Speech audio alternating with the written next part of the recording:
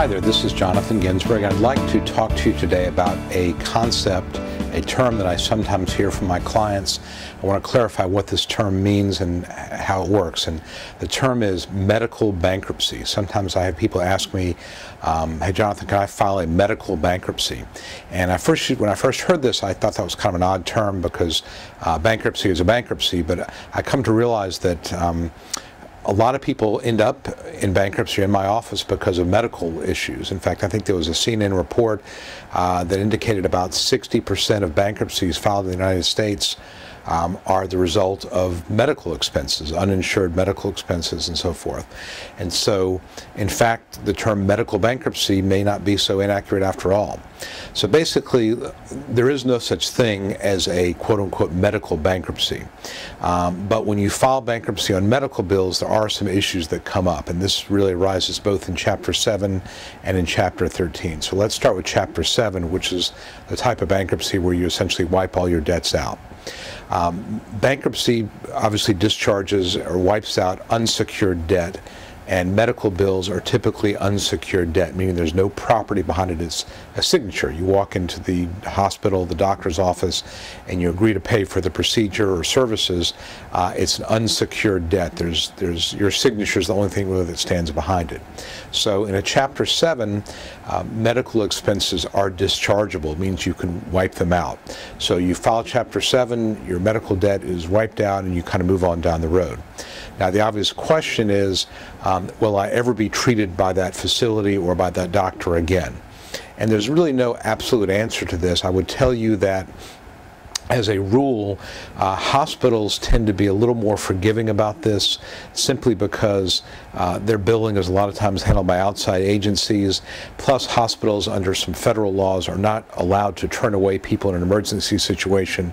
So my experience has been that if you discharge debt to a hospital, more likely than not you'll be able to treat at that hospital again, even if it's for a voluntary type of procedure, if it's not even an emergency situation. I've not had people tell me that they cannot get treatment at a hospital. Obviously, if it's for some sort of a discretionary type of procedure, plastic surgery, something like that, and you cannot get treatment at a hospital that you've discharged, then you can go to another hospital. But in an emergency situation, you should not have that problem because hospitals are not allowed to turn people away because of past due balances or because of any other reason for that matter. With doctors, it's a little bit more iffy.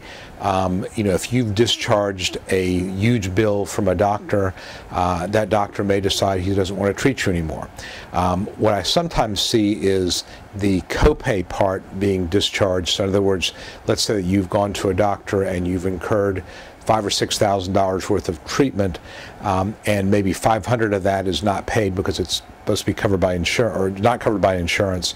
You discharge that in the bankruptcy. In those cases, my experience has been doctors are pretty much willing to continue to treat you to preserve the relationship. But obviously, the more you discharge to them, the more difficult it's going to be. And also, if you incur a bunch of medical expenses right before filing bankruptcy, you may find a doctor not being particularly happy about that and unwilling to treat you.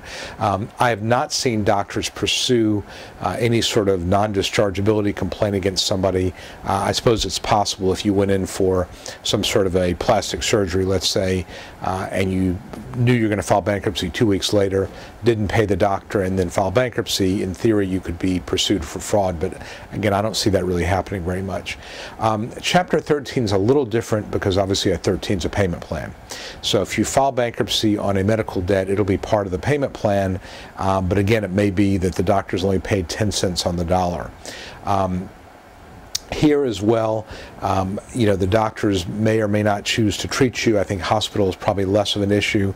I have seen people make arrangements with doctors where even if the debt is being only paid 10 cents on the dollar in the bankruptcy, they work out a deal outside of bankruptcy where they pay the remainder over time. So people sometimes do that depending on the relationship. Obviously, a relationship between a doctor and a patient is more than a business or a commercial type of relationship, and a lot of people want to to preserve their relationships with their doctors, and of course doctors, once they've done the work, they can't undo it, they can't take it back. So of course I urge people to treat their doctors with respect and to pay the bills. And to that end, if you know that you're going to be filing bankruptcy but you need medical service, go talk to the doctor and explain what's going on, and again, maybe make arrangements to get that doctor paid,